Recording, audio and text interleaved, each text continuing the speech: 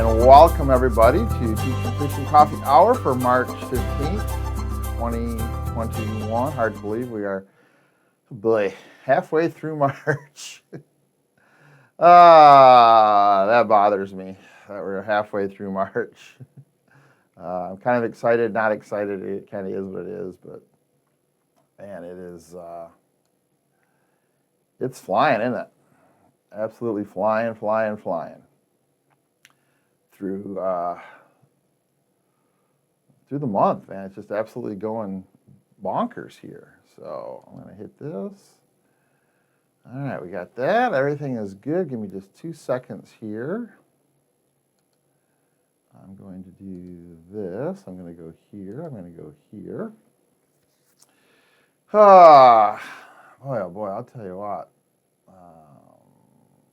All right, let's go here.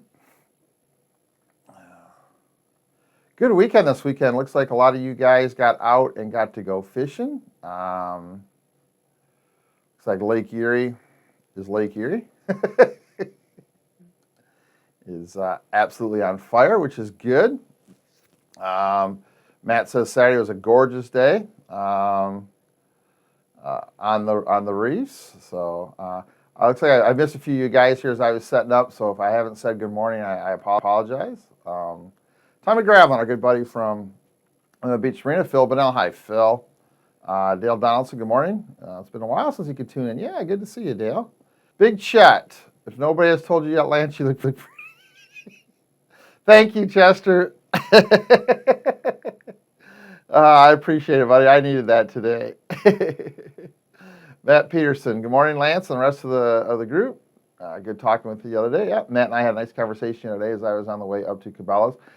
Jeff Morris, is there a schedule that you can put out when you'll be at Cabela's again? Yes. Hi, Rod. Have a good day. Thanks for tuning in real quick. Appreciate it. Dave Geiger, Ryan Clark. Hi, Ryan. John Sazalka. Hi, Johnny. Roderick Wilkins. Good morning, Rod. Randy. Hi, Randy. Arlo. David Song. Jimmy Fortner. Hi, Jimmy. How are you? Say hello to your wife for me. Rock Campbell. Sal. Hi, Sal. How are you? Danny Oberst. Hi, Dan. Gooch. Good morning, my friend. Forrest Menzing. Looks like the gang's all here, starting to roll in. Paige. Paige passed his first kidney stone on Saturday. Hopes this is the last one.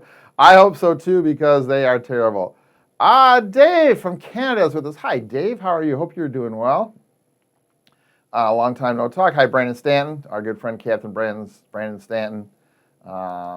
Good to see him here. Thanks for joining us, Brandon. Appreciate it. It's always good when the other captains join in. I've got a ton of respect for guys that do what we do, especially the guys that do it right. And Brandon Stanton is one of those guys that does it right. So, Roy Miller said the big bags of the Z Bridge tournament this weekend came out of the Saginaw. So especially, unfortunately, his was not. I had a good talk with Roy a couple of days ago up at the Saginaw Bay Walleye Club tournament meeting. That was good to see. Doug Ward, good morning, everyone. Beautiful weekend. Dougie was on him pretty good, as were a lot of guys. Dougie drilled him, but you know why? His fishing got better when he took his beautiful wife. So I think there's a lesson in that. We know who the fisherman is in the Ward family. I think that's pretty simple. But Captain Doug at least drives the boat in a straight line. So good to see you, Dougie. Can't wait to catch up someday. Jimmy Mick, hi, Jimmy. Doug says he got to see Chris at Dundee. Good to see. John, hi, Johnny. Rusty. Chris McCauley, hi, Chris. Diane Steele. So she's listening on her drive to work. Thank you, Diane. Good people there, Jim and Diane Steele, that whole gang at Innovative Outdoors. Just, wow. People who become good friends in a short amount of time. That is good. Somebody asked me about my schedule at Cabela's. I will be at Cabela's in Saginaw next Sunday from about 10 a.m. to 5 p.m. So if you'd like to come by the Cabela's in Saginaw next Sunday, or this coming Sunday, so this is the 15th, 14th, to the 21st, I will be there hanging out at the Lowrance booth. So love to have you come by and talk fishing, and away we go. Dale says, I struggled on Erie Friday. He says, I'm guilty. I listened to reports without confirming in the field. Should have practiced step one, finding active fish. I was in the wrong place. he said he was in the wrong place while limits were taken in deeper water. So there you go. Hey, Ray. Jason Street. Hey, Jason. Good to see you, buddy. John Sullivan, my good friend from Lure Lipstick. Hi, John. How are you? Had a good little conversation with John up at Bay City the other day. Just another one of the good people in this business. There's so many good people in this business, and you know, I was talking with Carol last night, and it's just really hard to. I'm not obviously I'm not going to dwell on it. I'm not going to talk about it too much, but I think there's so many good people in this industry. You know, I'm looking at my page right now, and two of them are up at the same exact time. Roy Miller from Fat Boy Jigs and Johnny Sullivan from Lure Lipstick, and I could name 1,000 more. I don't think the public will ever know what the last year has done to the fishing industry and the people in it. How hard we've had to fight, tread water. Now we've got issues we can't get supply, which means it just. I don't think anybody will ever know. This is a hard world to make a living in. Period. Hi, Lee. It's a hard world to make a living in. Period. The fishing industry is a tough industry and a tough world to make a living in, and it just kind of it's been a tough year. So we're hoping everything kind of evens out here, but. There have been a lot of guys in this industry who've been good friends and stood by me and helped me with my struggles. Again, Roy Miller, John Sullivan, Brandon Stanton, Dan Woodward is on here from Blue Line Charters, Dougie Ward, people who are in this industry, obviously Chris McCulley, people who are in this industry who get it. I'm very proud that people that are competitors that we can actually band together and kind of help each other kind of figure this out. So big thanks to them. So, all right, great weekend again. You guys got out. Good for you. You know, I was home doing paperwork, working at Cabela's on Saturday, but it is that year. You know, we schedule our stuff a year out. So.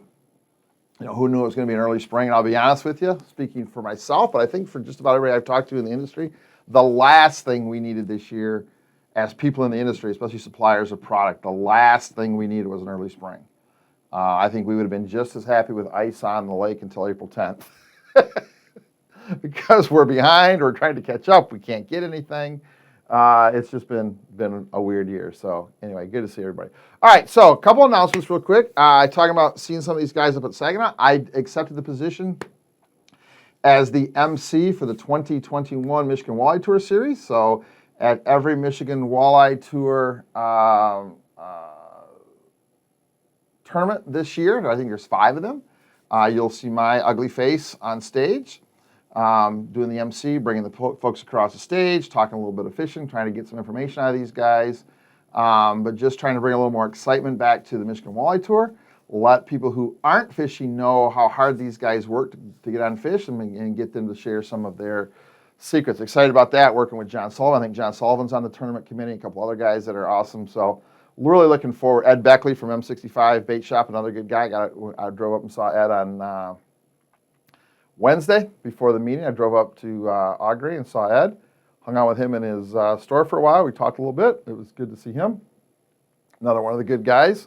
So yeah, excited about that. I will be the MC, so any of you guys that are fishing, you better bring me some information because I want to hear it. So excited about that. That's kind of a good deal. Mike says, I'm on a 5-day stretch at work, followed many reports over the weekend. Fishing looked pretty good. Didn't see many or any float plans.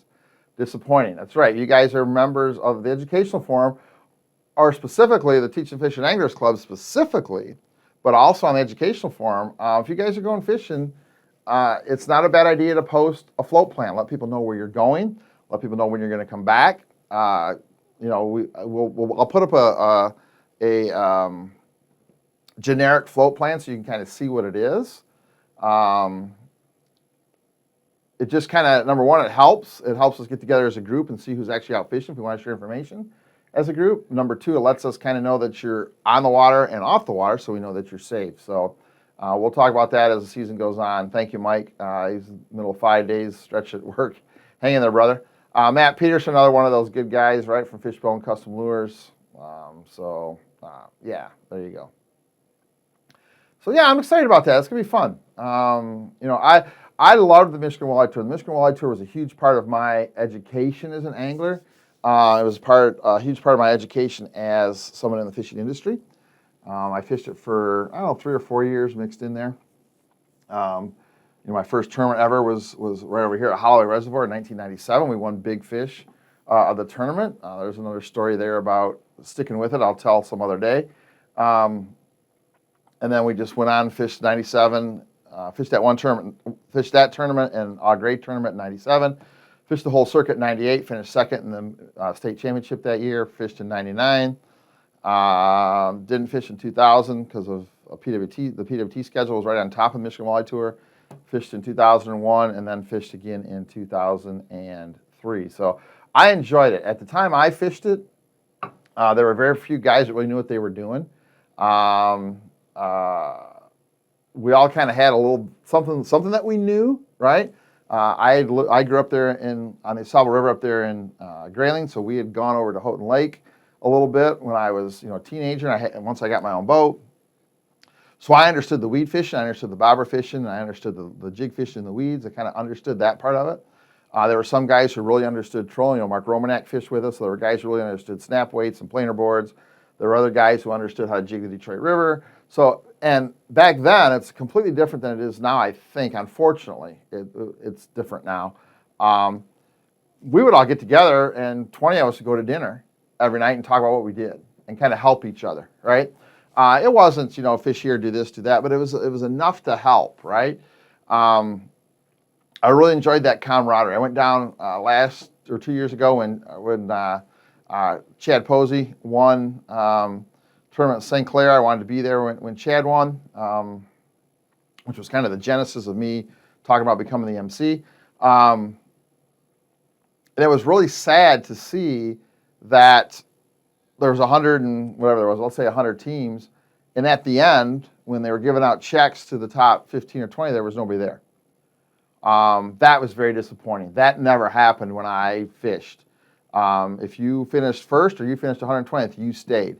Out of respect for the guys who beat you, you stayed and you clapped and you said good job, because at some point it was going to be your turn and you wanted those people there to say congratulations to you. That's one of the things we're going to try to bring back to the Michigan Walleye Tour, is the camaraderie, where we can compete, we can be competitors, we can kind of maybe not talk on during the tournament, but once the tournament's over, we're all in this together. And as the Michigan Walleye Tour grows, everybody that fishes it gets more. And that's what we're going to try to, one of the things we're going to try to bring back to the circuit. So there you go. All right, Royce is proud to have you on board. Thank you. It's going to be fun. Jeff Morrow, got to go to work. Hey, buddy, have a great week. Hi, Captain Todd. Matt England says, Holloway, heck yeah. Yeah, there's a story there. Doug says he met Jody Flowers from the Huron Weekend last Saturday at Bowles, recognized his boat and started up a conversation, then stayed in touch along the water. Pretty cool. Good job, Dougie. Hi, Linda. That's my favorite ward right there. So Matt says networking came in clutch on Saturday. That's a huge deal, guys. If you're part of this here, make sure that you like the Teaching Fishing Educational Forum. That's kind of where you can share information back and forth with other guys. Let people know you're going fishing. Say, hey, we're going to be launching out of here. If anybody wants to share information, get a hold of us. It's a big lake. It's hard to figure it out some days. All right. I'm pretty excited. I got a box the other day. And this is kind of what I want my topic to be today. I got a box with a bunch of stuff in it. And in there was a surprise. Now, you guys know how much I love electronics, right? And I'm a big believer in how all electronic stuff works, right? So I got a box. I ordered something. I got a box. And I'm like, ooh, it's here. I got to show the guys. So I'm going to show you something. I got a little Rance product here. I can't wait to show you. You want to guess what it is? I got a little Rance product here that I can't wait to show you guys.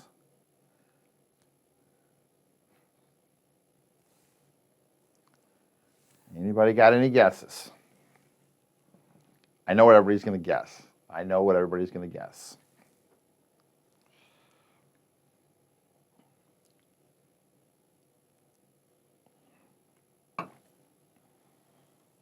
Okay, here it comes. It is a Lowrance X5 LCD graph recorder. This is the first non-flasher I had in my boat.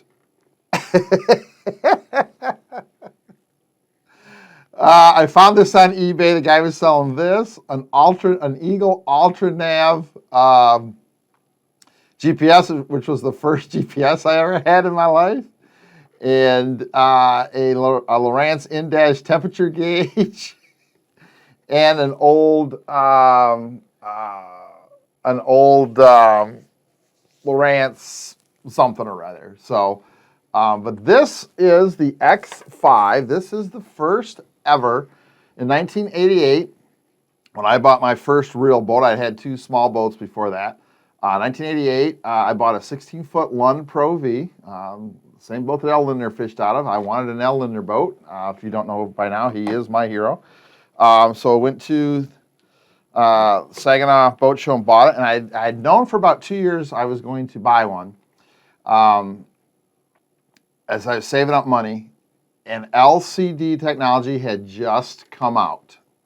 So I did a lot of studying. Bottom Line was one of the leaders. Obviously, Lowrance had some stuff. Humminbird had some stuff. And I did a whole bunch of research for about 2 years. Now, you got to remember, back then, some of you guys are old enough, some of you guys aren't.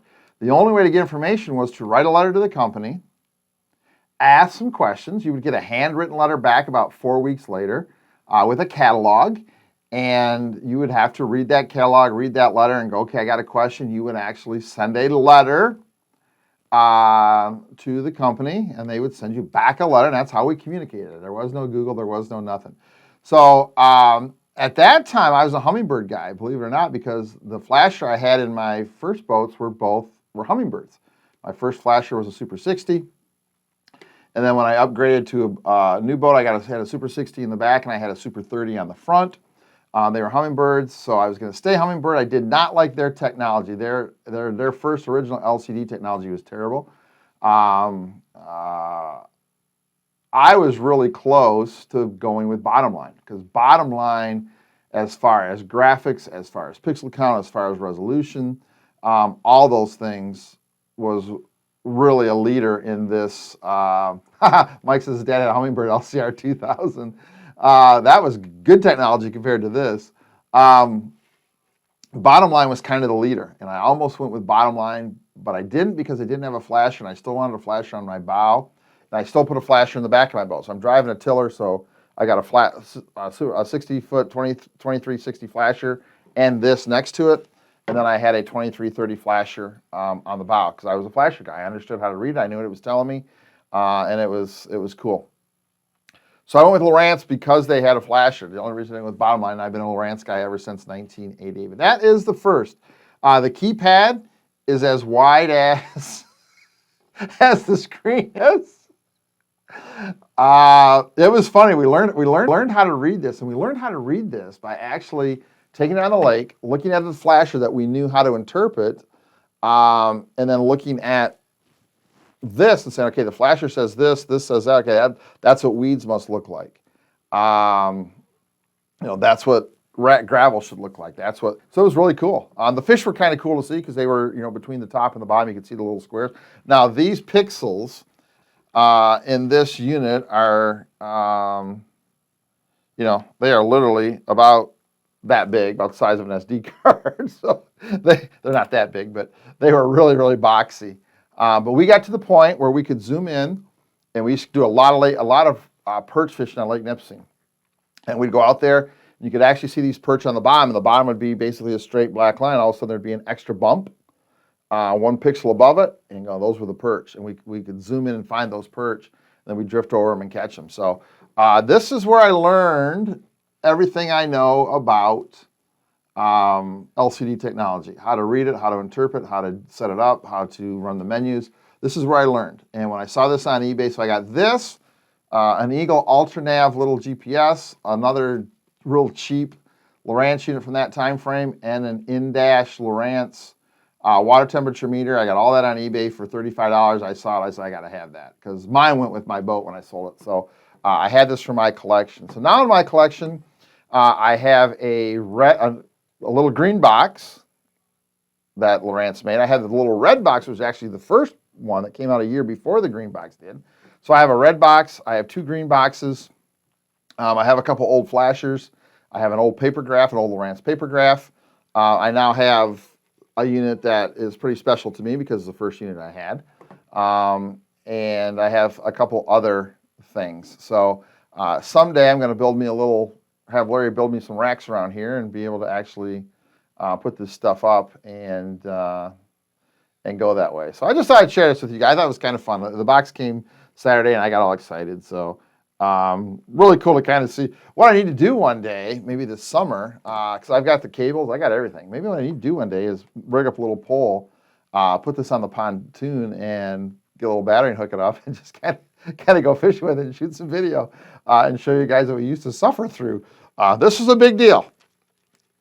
This thing right here, so look at this. I want you to look. I want you to look. I want you to look. I want you to look. This thing right here, in 1988, cost almost $1,000. I think it was $899 for the LCD graph. And now for that same money, someone just said they just put in an Elite FS 9. So now for that same money, you can get a 9-inch touchscreen with side imaging and down imaging, and a screen that's 10 times this size and 5,000 times more precise with a GPS built in for less money than this thing costs. So electronics have come a long way. So anyway, I thought that was kind of fun. That was kind of fun. So you guys have answered my question. My question today, kind of discussion today, was what was your first piece of electronics? Not high quality electronics, not great electronics, not just what was your first piece of fishing electronics? What was it? When was it? You have any memories of using it or not being able to use it or wanting to hit it with a hammer? Those types of things. Roy says his new Ranger has a Lowrance flasher in the dash. Still a lot of boats, especially boats that were made up to about 5-6 years ago, still have in-dash flashers. Our first tournament style boat, our first Crestliner in 1998, had a flasher in the dash. Actually, I requested a flasher in the dash because when you were driving, these things used to be so slow that by the time you saw something on that unit, you were 100 feet away from it. Now they're instantaneous, so flashers were kind of cool. And I fished with a flasher on the bow of my boat until 2000. And then we finally put an LMS 350A up on the front. So there you go. Carl says he had bottom line. Understanding grayscale was used for, absolutely, grayscale was a big deal back then because, again, everything's black, right? So grayscale is the ability to actually, kind of like we use color line now, right? Where you see that line and you see the yellow. We used to use grayscale. So you would get a black line for the bottom, then you get a layer of gray underneath there, and the thicker that gray was, the harder the bottom was. So gray line was a big deal, and actually bottom line was they were one of the best. If they would have had a flasher, I would have been a bottom line guy, no question about it. So there you go. Ron says last day for the Saginaw River. It is. Get up there and get some fish. John says he actually misses my old SciTech and that click, click, click of the thing going around, marking the paper, then smelling that thing, and ultimately unrolling the paper when I got home to review my day. I had a paper graph for about 2 years, a Lowrance paper graph, and you're right, they stunk. You could actually feel it. You could actually smell that carbon burning into the paper. And then right in the middle of a fishing day, you'd run out of paper or your stylus would go bad and you'd have to change all that and take 10 minutes out of your fishing day to get graphite powder all over everything and stop fishing because you had to put a roll of paper in there. So anyway, it is what it is. Arlo says his box came Saturday. Arlo got a brand new 12-inch Elite TI2.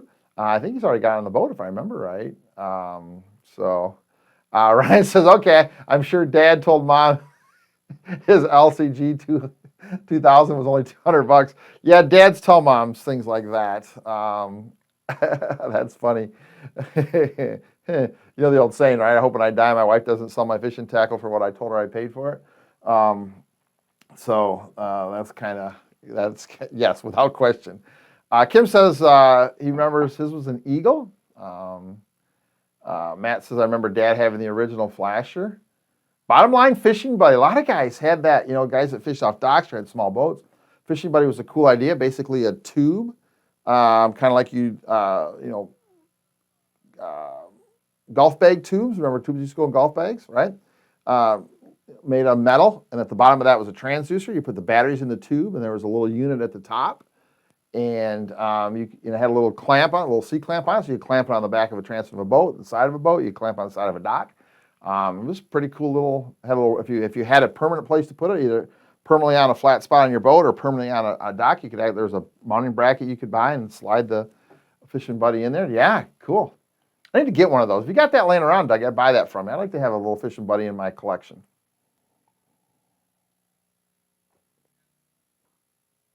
Rusty says his was a smart cast bobber. The LCD was on a wristwatch. I remember those. Those actually have started to make a comeback for guys because the kayak and shore fishing market is getting so big.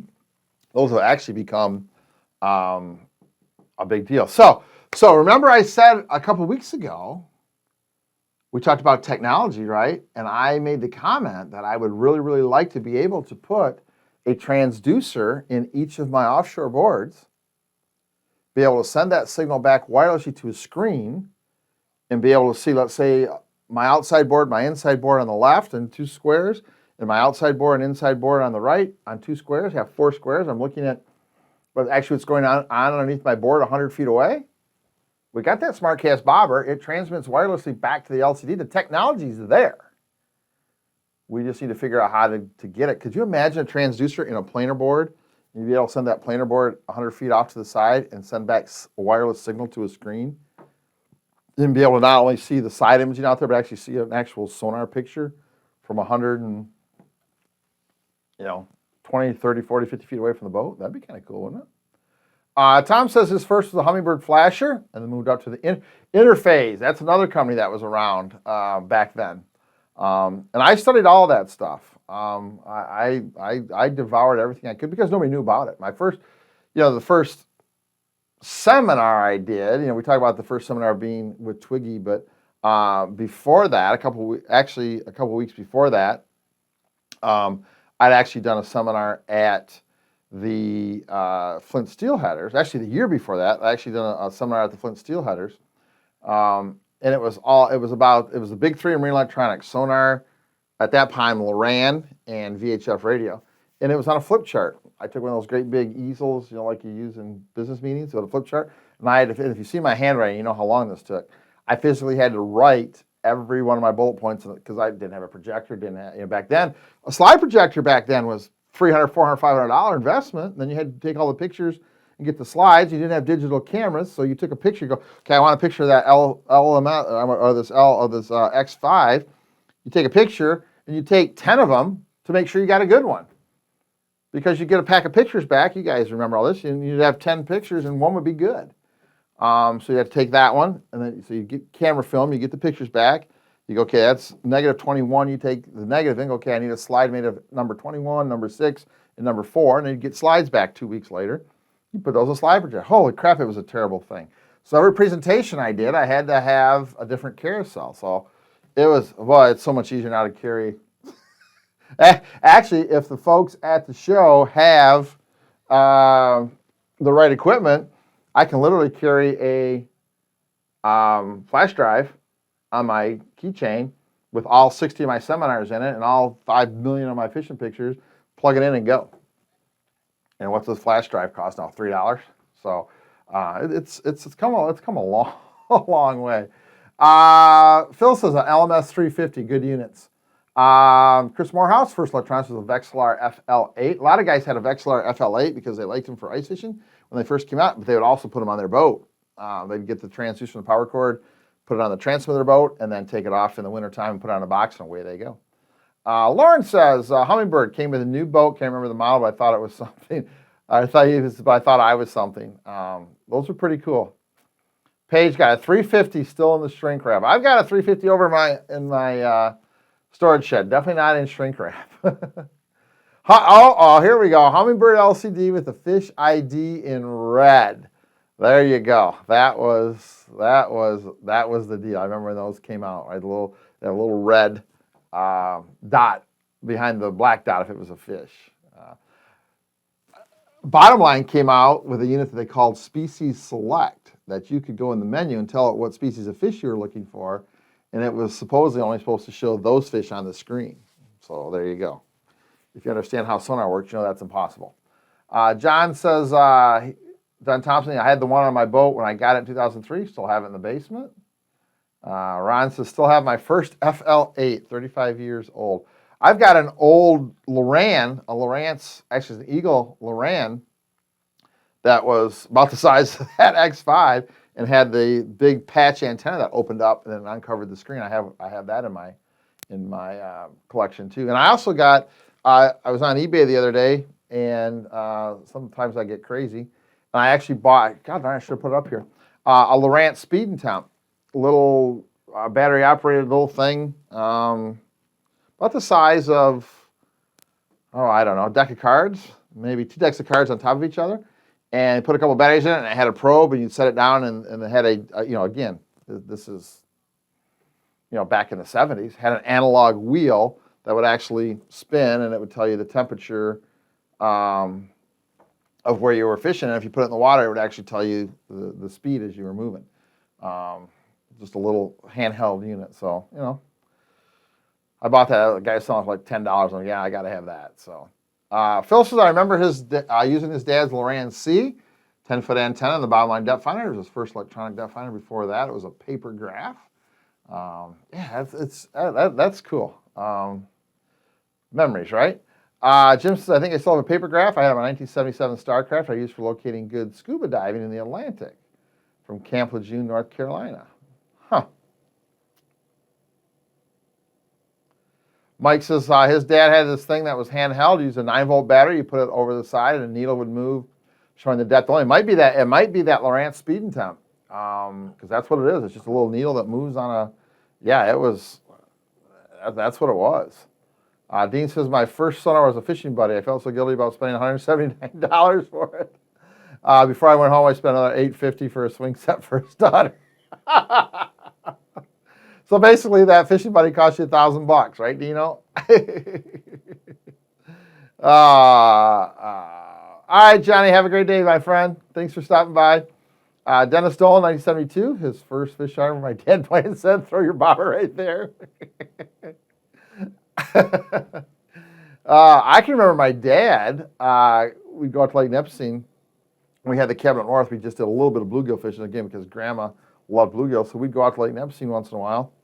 And I can know, this is honest God truth.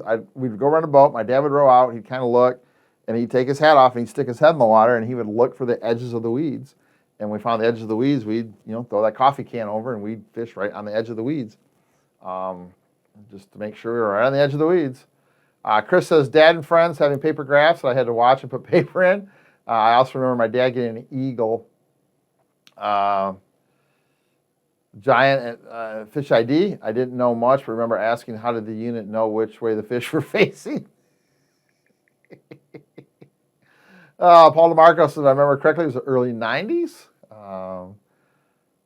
Boy, that's funny. Rusty says, I have a fishing buddy. Drop him a note. I'll hook you up. All right, there you go. Ray had a Shakespeare flasher. Shakespeare flashers kind of, did you have the box, Ray, or the actual hard mount? Because they made a unit like this, and they also made a box. They also made a unit that was in a box, kind of like the green box. You could buy, and I wonder where Ray bought his, knowing where he's from. You could buy Shakespeare flashers at your local Sears store, along with a Ted Williams boat and Ted Williams fishing equipment and Sea King Motors. You could go to your Sears store and buy a washing machine, walk by their candy shop and get some of my favorite chocolate stars. And then you could go to the fishing department and buy a Shakespeare flasher all in one stop at your local Sears store. So wonder where you got yours at, right? Ryan says the other electronics we had, and I can't remember the name back in the 80s, some sort of water temperature color meter. Right. So that was the color selector, Ryan. So it was a disc. It had a light sensitive probe on it that you would set down, and you would set it had 3 different readings on the dial, and it would say clear water, stained water, dirty water. Exactly where I got my clear, dirty, stained ideas from when we talk about how to check water. It was developed by a gentleman named Professor Lauren Hill at the University of Oklahoma. And the idea, what he did is he took bass. It was all tested on largemouth bass. And remember, largemouth bass see different than walleyes do. But it was all tested on largemouth bass. And what he would do is he would put fish into a tank. He would create a situation where they wanted to feed, and he would put crayfish of different colors in the tank. And then he would change the light penetration, change the color of the water, and then he would watch these fish and see which crayfish they ate, make notes, keep a good journal, obviously scientific method of doing things, and test it and retest it and try to prove his theory, and finally got to the point where he felt comfortable that by determining the color of the water and the light penetration by that light sensitive probe that would go down, he could predict pretty close what color the bass could see the best. And if you remember, there were 3 bands. There was dirty water, stained water, clear water. But on each band was 2 smaller bands. One was at the fluorescent end of the scale, and the other was non-fluorescent colors. Each color had a letter associated with it, and there was enough colors that we had multiple letters: A, A, B, B, C, C. And I can remember, because my first fishing job in the industry was selling for a company called Fisherman's Friend that would go around to people's houses and do seminars, but fishing tackle parties just like Tupperware. And what Fisherman's Friend did is they took all, and that was actually a great idea. They took the guesswork out of buying fishing tackle.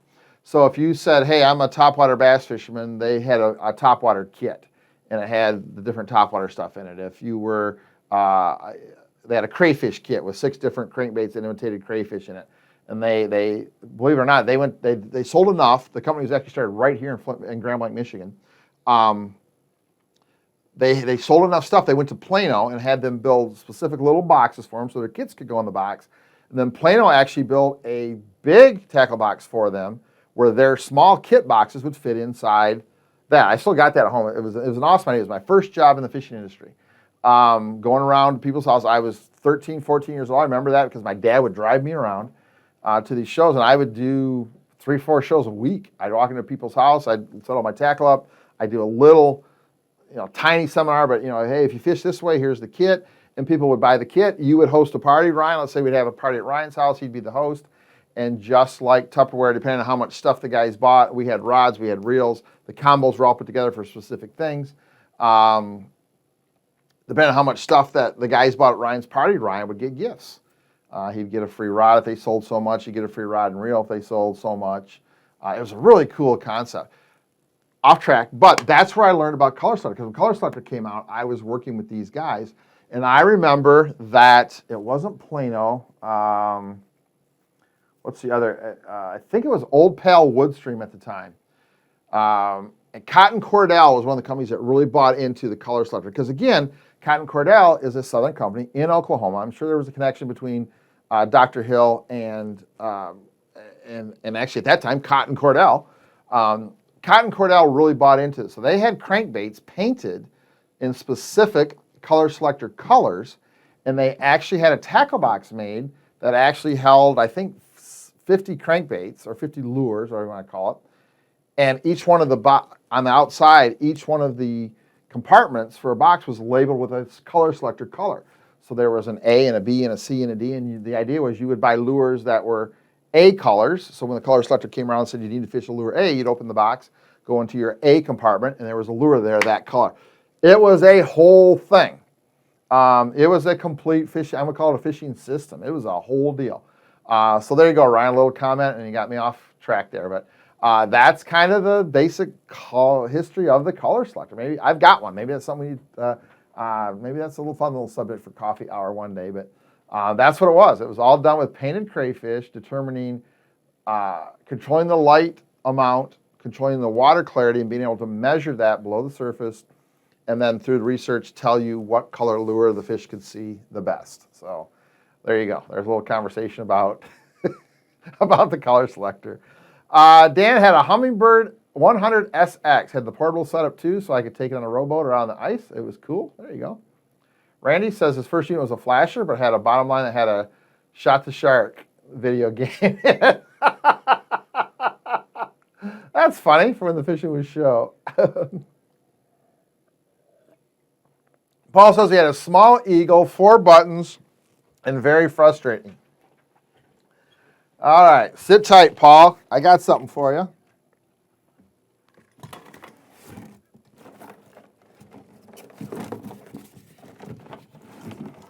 In my box, you had this.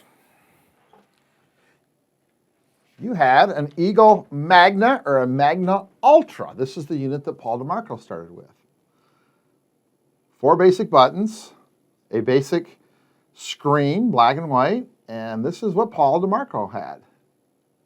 An Eagle Magna, or this is actually a Magna 2 Plus. So now we're really getting rolling here.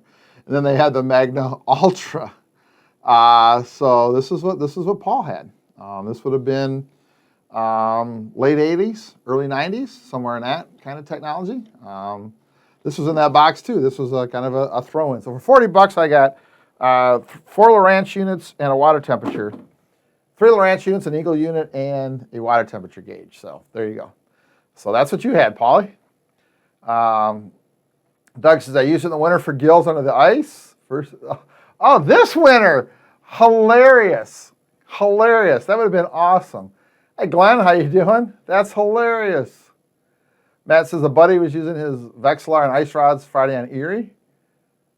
Have a good day, Gooch. Roy Miller, transducer and a planer board. Guys would complain more about the price. Bass guys have 4 16-inch screens to throw worms at a dock. Walleye guys complain about the price of a 7-inch screen. Yeah, walleye guys are starting to get, yeah, whatever, it is what it is. Scott says his first depth finder was a 3/4 ounce nut on a string with a flashlight. There you go. Randy Kruger, Interface. They were a big company. Have a good day, Johnny. They were a good company. Lauren says the new boat ladder came. Good. I'd like to see. When you get it installed, Lauren, let me know. Randy Kruger, Humminbird 60s and AccuTroll. AccuTrolls were kind of cool. Are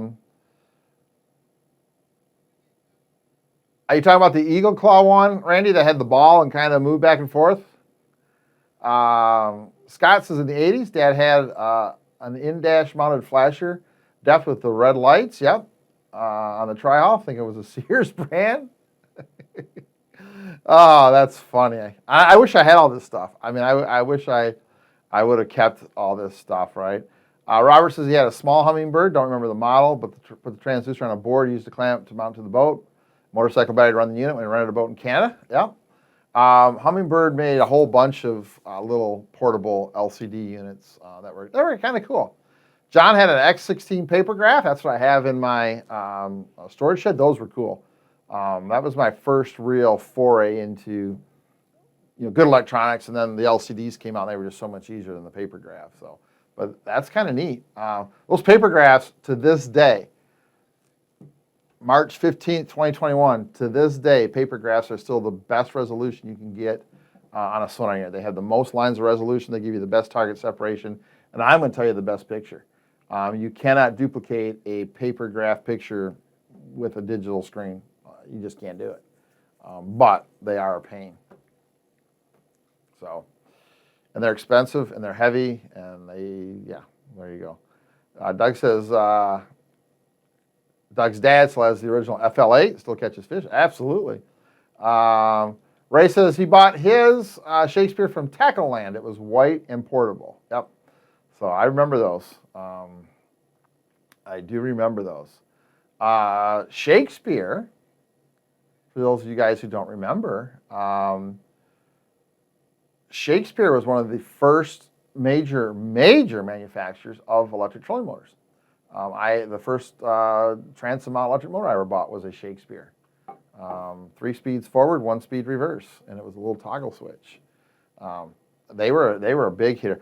I'll tell you what I'm going to do. When I get back this summer, I'm going to spend some time. I've got a complete collection of in-fisherman magazines. I have all the Walleye Insiders, all the Walleye yearly Walleye guides, and every single in-fisherman magazine ever published. I have that up in my attic. When Larry finishes the bookshelf, so it'll be on my bookshelf. And I have a whole bunch of fishing facts. I'm working on slowly putting together the fishing facts library from the late 60s, 70s, and 80s. I'm going to spend some time when I get some free time every day or so. I'm going to make some pictures, make some copies of some of these old advertisements that were in these magazines that some of you guys that are younger never ever saw, and just kind of maybe share one every week and say, yeah, there you go. This is what we used to do, and this is who used to be a big hitter in the industry. So you'd be surprised at people that made stuff. You'd be surprised at what they made. Like I said, Shakespeare was the leader for years in the electric trolling market. If you didn't have a Shakespeare, you didn't have crap. That's what it was. They were the best for a long time. Ron Almassey says, Doug, every year I say I'm getting rid of my FL8. They're still in the basement of his ice skier. Dale says, I remember marking fish in the driveway. Yes, the old Fish ID. Matt says, I remember when Dad bought one of the first Eagles with Fish ID. My nephew asking him why the fish were all swimming the same direction. He said, wait till he turned around. They would be swimming the other way. That is I love that. That's hilarious. Oh, that's funny. Ray's first boat was a 12-foot Sears Ted Williams in 1974. Ted Williams was a big deal in fishing tackle. He had a line of rods, he had a line of reels, he had a line of tackle, he had tackle boxes. He had his name on Sea King motors that Sears used to sell. Some of you guys are going, Sears? Yeah, Sears was the deal, man. Like I said, you could go to Sears and buy Husky jeans if you were a chubby little kid like I was. Your mom could buy a new washing machine. Your dad could buy a new lawnmower. You could go by the candy counter and get my favorite, if you ever want to send me a treat, chocolate stars. And you could walk over to the fishing department and buy a new Ted Williams fishing rod and reel, all in one stop at your local Sears store. So, boy, oh boy, yeah. The good old Sears store. Ryan says, very cool. He said, yes, my dad had every color cotton cordell, rattling spots, and wally divers.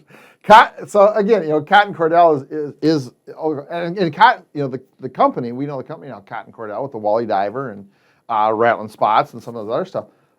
That was the guy's name. That was his real name. His name was Cotton Cordell. That was his name, the guy that started that. And he was actually the first guy, Cotton Cordell, along with I can't remember the Storm guy. I can't remember his name. They were down there too. They were the first people because you got to remember, reservoir fishing was not really a thing until the 60s. Some of those reservoirs were built in the 30s with the CCC, the Civilian Conservation Corps, Army Corps of Engineers for flood control. But the fishing on those reservoirs down south didn't really become a big deal till the late 50s, early 60s. Shad was a huge part of that deal. These reservoirs just bred shad like crazy.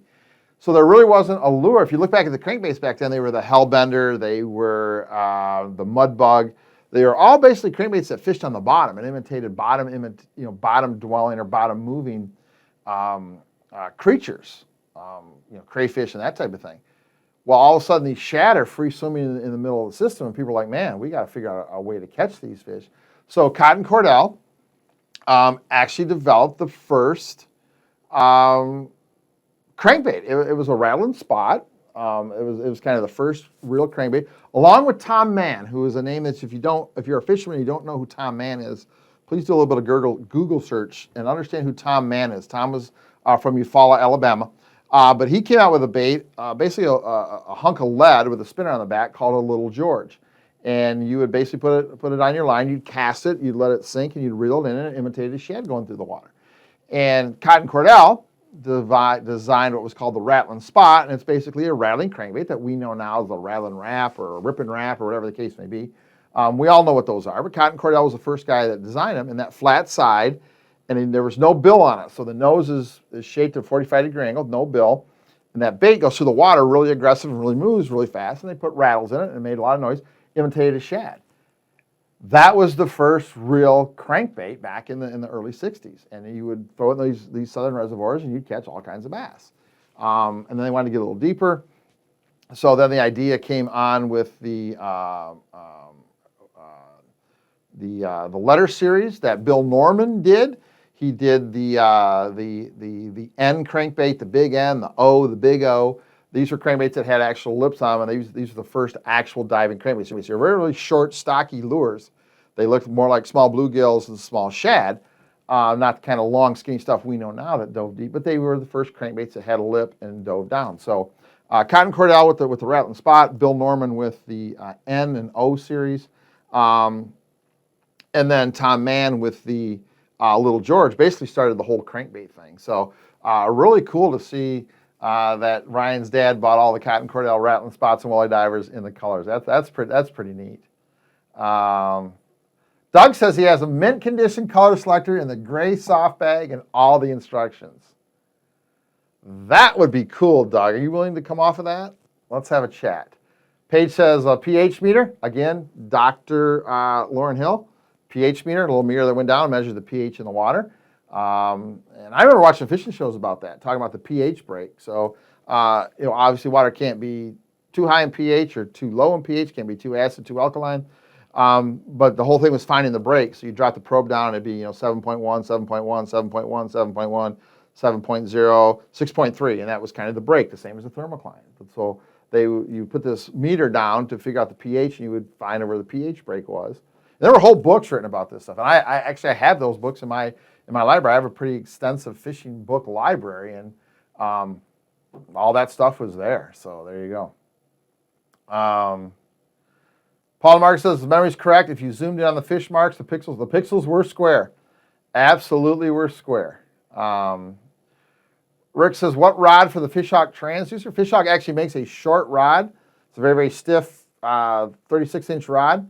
It's got guides on the top so your line can go through it. And then on the bottom, it's got a big guide so you can actually feed the cable from the Fishhawk Transducer back along the bottom of the rod through that guide and then plug it in. So I've got some in stock, Rick. If you need one, send me an email, teachingfishing@gmail.com. Have a good day, Dougie. All right, I'm going to get out of here. I've got to get packed. I'm going to scroll through these next couple of questions. I got to get packed up and get on my way to Iowa today to pick up my old boat. So Jim says, since you mentioned first fishing-related job, I'd like to mention that my first full-time job in the fishing industry was 6.5 days a week, sunrise to sunset, taking care of 42 rental flat-bottom wooden boats in 1958 when he was 13 years old. Jimmy Mick, $5 a week. I helped with bait, life jackets, and keeping the boats clean and dry inside. After my first 3 weeks, I used 13 of his first 15 to buy his first new rod and reel. That's an awesome story. I'd like to hear more about that next time we're together, Jimmy. Think Teaching Fishing Museum. So I'm going to share this with you. Corey says, I remember my dad had a green box. Lorraine's first sonar I could read was an Eagle papergraph. Yep, love scrolling back through the old papers. John Gall had a Ted Williams shotgun. There you go. Rock says, love those Husky tough skins. You betcha, baby. Ray says, I bought the Shakespeare trolling motor you were talking about at the same time as the depth finder. It was a portable, 3 speeds forward, 1 reverse. Flip switch, green color. Had a little green cap on it. You betcha. Oh, that's funny. That would have been about the same time, Ray, because I probably bought my first trolling motor. I was probably, I would say 14 or 15. So that would have been, that would have been 15. It would have been 1980. So, it would have been kind of that same vintage. Matt says his dad had that Ted Williams 7.5 single cylinder that shook his watch off in Canada. That's hilarious. Mitch says, I miss Sears and Montgomery Wards. They had a lot of tackle. Lawrence says he has the prototype bait that the Storm Hottentot was developed from. I would like to see that. That would be cool. Man's loudmouth crankbait, still something you should have in your Lake Erie arsenal of those loudmouth crankbaits when we talk about low frequency sound, right? Corey Brown says he was a member of Tom Mann's Junior Fisherman's Group. Had his own little magazine, a hat patch. I was a kid pro before it was a thing. Glenn says one of his older brothers used to run both Lowrance Papergraph and Lowrance, and would run both because he did not. 90. Okay, now we got audio back. Sorry. There we go. Okay, I got to wrap this up. Breakfast at 9 over at Leo's Coney Island in Burton on Court Street. I've got to pack. I got to throw some stuff in my truck. I'm going to Iowa today to pick up last year's boat out of the kindness of the heart of the gentleman that bought it. Since my new Polar Craft won't be here till March 29th or 30th, and I need to start fishing on April 6th, Doug Wheelock, the gentleman who bought my boat last year, was gracious enough to say that if I needed a boat for guiding, I could come and get.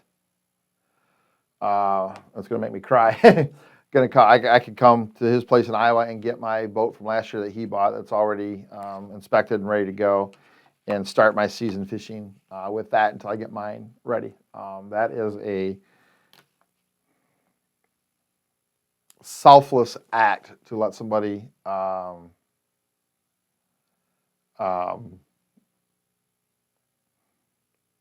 yeah. So big thank you to Doug. That's you guys know that's the kind of people we have in this group. So so I'm so thankful for all of you. But Jim Mick made a comment about the Teaching Fishing Museum, and you know, I don't want to say too much, but one of the sad things about last year, 2020, was what we had planned, and not just planned, but financially the things that we had worked hard for 8, 10, 12 years to get in place that unfortunately didn't happen. And one of those things was last year. If last year would have happened, we would have had enough money to start. And at 55, I need to start soon. My dream has always been to have the, at the time it was Walleye 101, but now the Teaching Fishing Education Center. I always wanted a place that we could have a studio. We could have a seminar stage with theater seating. We could have a pond where we could bring kids, and we could bring maybe adults that didn't get a chance to fish, teach them some fish, and actually put them on a pond where they could be successful. A place to have a museum, a place to have a tackle store, and run our mail order out of. I wanted to build a place. I wanted to build the Teaching Fishing Education Center. That would be a place people could come hands-on. They could learn, put some programs together to work with local schools. That was my dream. And like I said, last year we had some of that. We would have been able at the end of last year. If last year would have happened the way it was planned, we would have had enough money to find a place, look for a place, and start the process of getting the people in place to help build it. Unfortunately, that's gone. How long it's going to take to get to that point, I don't know. But that was always my dream. When I started this, that was my dream. I wanted to leave some kind of legacy, and I wanted to build a place that people could come and forever learn about fishing, and develop a group of mentors, and develop a group of trainers, and develop a group of teachers, and put together a program that we could take out into the world and actually help people understand what fishing is about, not just the catching part of it. You know, the dream didn't die, the reality did. So anyway, when Jim talks about a Teaching Fishing Museum, that was part of a bigger plan. So it's part of my frustration of 2020 is some of the things that we wanted to do aren't going to get done. But with that, we have so many blessings. So we're just going to kind of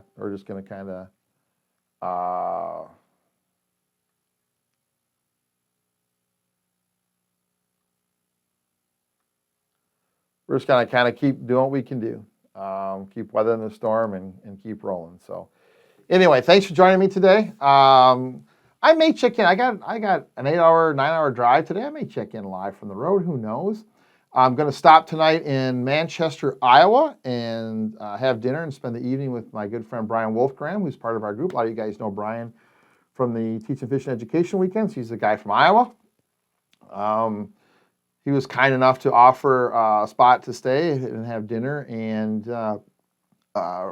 rest tonight. And then I've got a buddy or two I'm going to stop and see tomorrow during the day. I'm going to kind of roll into Doug's place. He's about 3.5 hours from where I'll be tonight. I'm going to roll into Doug's place tomorrow late afternoon. Doug was kind enough to invite me for dinner and to stay at his place Tuesday night. So we'll stay there. We'll hook the boat up and we will get back on the road, headed home here first thing.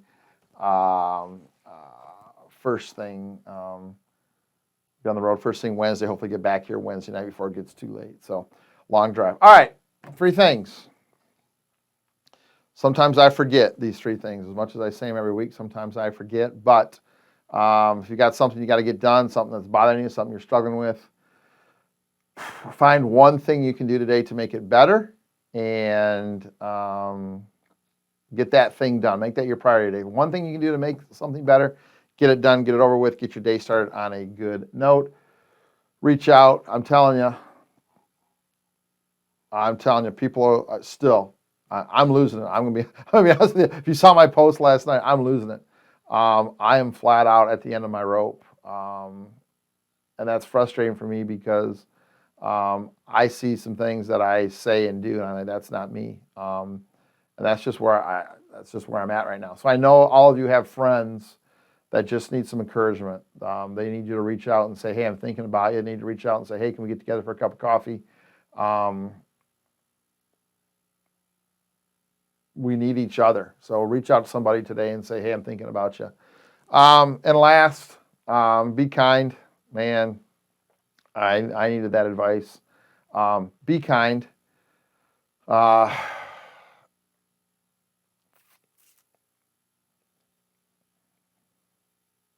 Be kind. And I have not been a good example of that the last couple of days. So I apologize for that.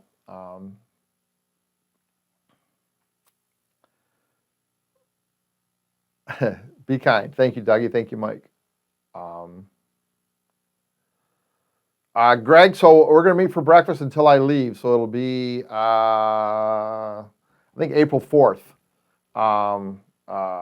is the last time we will meet. So, until I go to Detroit. Then when I get back from Detroit, I've got most of my Mondays scheduled off on purpose so I can do coffee hour in the summertime and then actually go to breakfast. So, but we'll be here. So, all right, guys, thank you. Have a great day. Thank you so much. Guys and gals, Linda was here. And hopefully she's not the only lady angler who was with us. So to all my fishing friends that joined us today, thank you so much for your kindness, your support. Have a great week.